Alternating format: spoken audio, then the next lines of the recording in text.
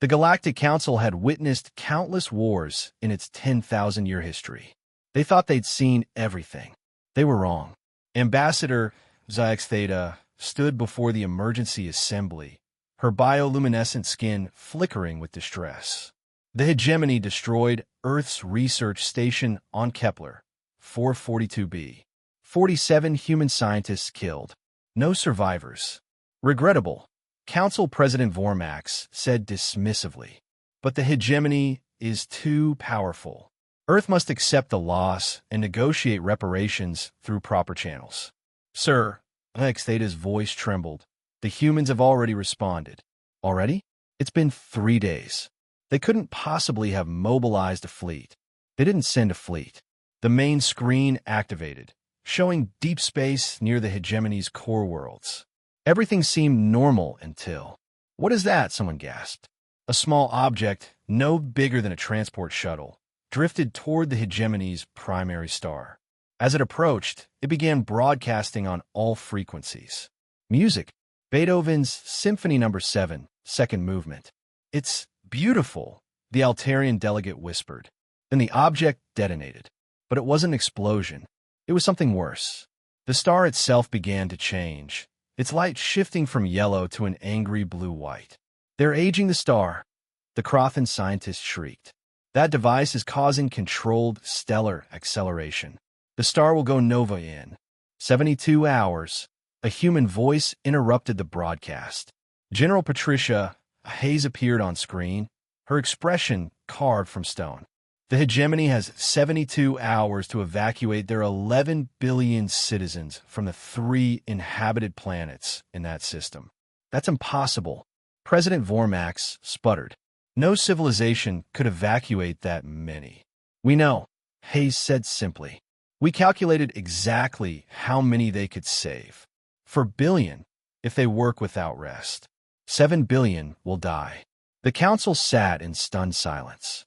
Corporal Thompson stood up, a metal rod protruding from his abdomen. Is that all you got? He roared. My grandmother hits harder, and she's been dead for 5 years. The humans charged. Not tactically, not strategically. They just charged. Screaming, bleeding, some literally missing pieces, they ran straight at the Shadow Regiment. They're insane, Craxtor whispered. No, sir, his science officer corrected, pulling up biological data. There's something worse. Humans evolved on a death world where everything tried to kill them.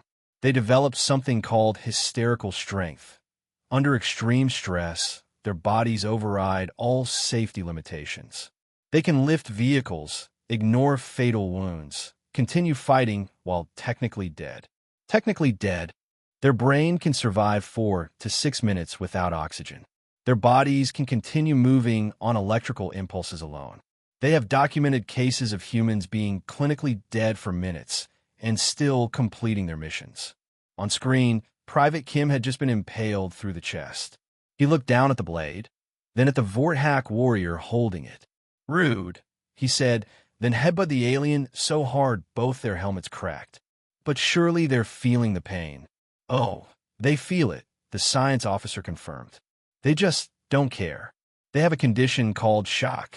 Their bodies flood with so many chemicals that pain becomes irrelevant. Some humans report experiencing combat as watching themselves from outside their body. Another alert flashed. Sir, the human reinforcements. How many? 1, sir. 1 battalion? 1 human. On the main screen, a single figure approached the canyon. Staff Sergeant Chun, according to the identifier. He was walking, not running. Calmly, whistling something called Fortunate Son. The Vorthack warriors opened fire. Hundreds of plasma bolts struck him. His armor disappeared. His clothes burned away. He kept walking. That's impossible. Chun reached the first Vorthack warrior and simply grabbed his head, crushing the helmet with his bare hands. He picked up the alien's weapon, examined it, then tossed it aside. I prefer hands-on work, he said conversationally, his body covered in burns that should have killed him instantly.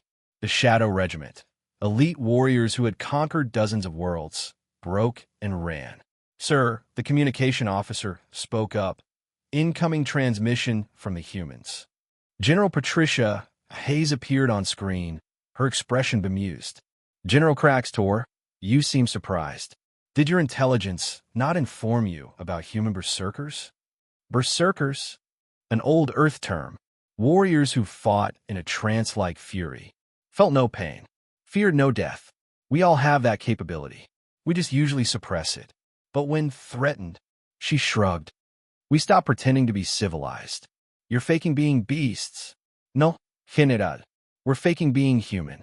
The beast is what's real.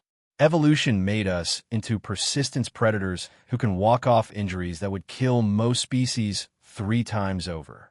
Civilization taught us to hide it. War reminds us what we really are. The transmission ended. Craxtor looked at his staff. Full retreat. All fronts. Immediately. Sir, we're not fighting soldiers.